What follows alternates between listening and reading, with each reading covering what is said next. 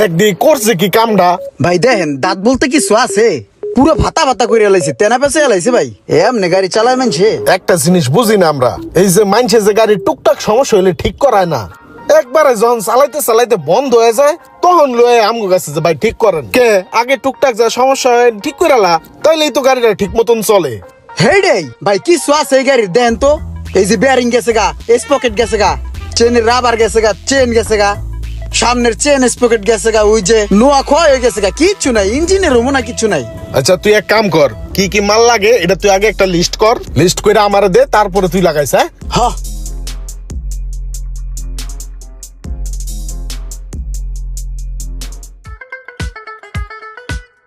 ওই বেটা ওই ওই পিচ্ছি, কি রে আমার পিচ্ছি কই কেডা এইডা? কেউ ভাই তুমি আমার পিচ্ছি কও, সময় মতন বিয়ে করলে তোমার মতন দাঁড়িয়ে হলো পোলাপান থাকতো। আচ্ছা কি হয়েছে কও? কথার সময় তো অনেক কথা কস বেটা, গাড়ি তো ভাগে না, গাড়ির কি হয়েছে দেখ। গাড়ি ভাগবো না কি লিগা? আমার কাছে আইসো না, গাড়ি ভাগবে কুত্তার মতন, দেই হাতটা সরাও। এ হে ক্লাসের যে অবস্থা করে রাখছো, এইভাবে যদি চলে তোমার ক্লাস প্লেট যাইবো গা, বাড়ি বুড়ি সব ক্ষয় হয়ে যাবো গা। কয়দিন পরে ইঞ্জিন লয়ে টান দিব, নামো। ক্লাস প্লেটটাই খাইবো। যাও একটু ঘুরে পুরে হো, আমি কাজটা কমপ্লিট করে রাখতেছি।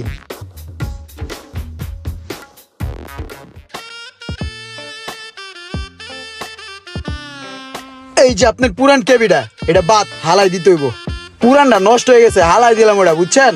এখন গাড়ি ভাগবো কুত্তার মতন ভাই, 100-100। তোর ক্লাস কেবল কত? ক্লাস প্লেট অরিজিনালটা দিছি, যেটা বাজারে পাওয়া যায় না, খালি আমার কাছেই পাওয়া যায়, ওটা লাগাই দিছি ভালোটা, 1200 দেন। এখানে 1200 আছে। লক্ষ্মণ ভাই, ঈদ সামনে করে সারা মাস সার্ভিস দিয়ে গেলাম, বকশিস টকশিস দিবেন না? বকশিস দিলে ডক হইতো, দেন না কিছু? আর এই যে 10 টাকা দিলাম চা খাওয়ার জন্য। ধর ভাই 10 টাকা দিলেন, আপনার চেহারাটা দেখলে মনে হয় আপনি অনেক বড় লোক, কিন্তু আপনার মনটা অনেক গরিব, বুঝছেন?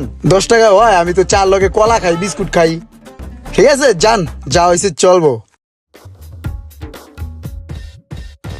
গেছে লোকমান মিয়া, কেবিনটা রাখিয়ে দিলাম, পুরো আগুন মাল,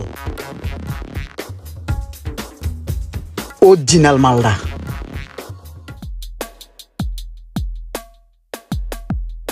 ওস্তাদ ক্লাস কেবিন চেঞ্জ, পুরো কোবদা দিছি, 1200 রেখে দিছি লন।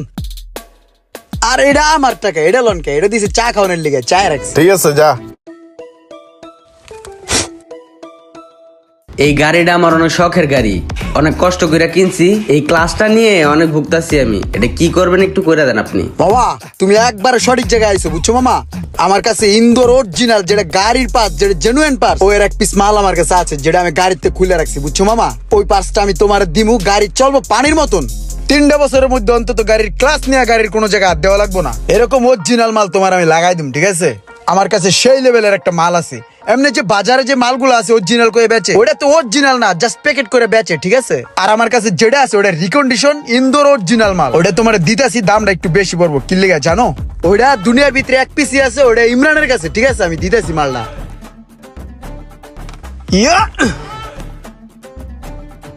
এই মালটা একজনের দিমু করে কইছিলাম, ও অর্ডার করছে, টাকাও দিয়ে গেছে, কিন্তু ভাই বেড়াদার আগে বুঝো নাই, আর 10 লোক পরে তোমার আমি লাগাই দিতেছি, দেও পাংখার মতন চলবো।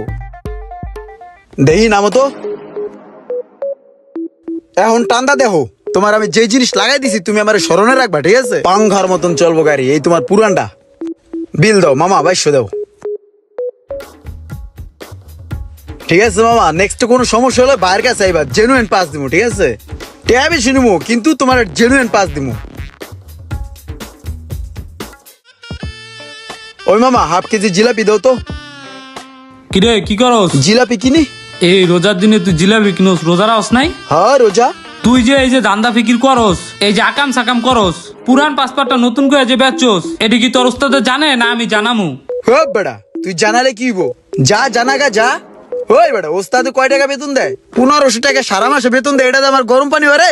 আমি ইমরান, আমার গরম পানি লাগে, মাঝে মাঝে ঠান্ডা পানি লাগে, বুঝো না? ভাইয়া টাকাটা লো। এই যে দেখ জিলাপিটা কিনলাম না, এটা আমার খাইতে মন চাইতেছে, খাইমু, নিজের টাকাটা কিনছি, বুঝোস নাই কে? ওস্তাদে কি আমার খাওয়াইবো রে? আমার শখ আহ্লাদ কি পূরণ করবো রে? নিজের শখ আহ্লাদ নিজেরই পূরণ করতে হয়। আইসে আয় তোরা লয়ে যা ওস্তাদের কাছে, কইস আলগার ঘরে আলগা।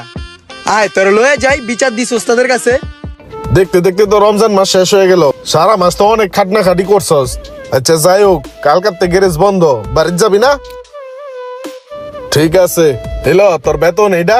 আর কালকা যাওয়ার আগে 200 টাকা বোনাস লয়ে যাইস। হ্যাঁ, আর এলো এটা তোর বেতন। মনে করে কালকা যাওয়ার আগে বকশিস লয়ে যাইস, তুই 200 টাকা পাবি। জি উস্তাদ। ঠিক আছে যা। ওই চল, কাম করতে দিলে কাম করস না ঠিক মতন বেড়া।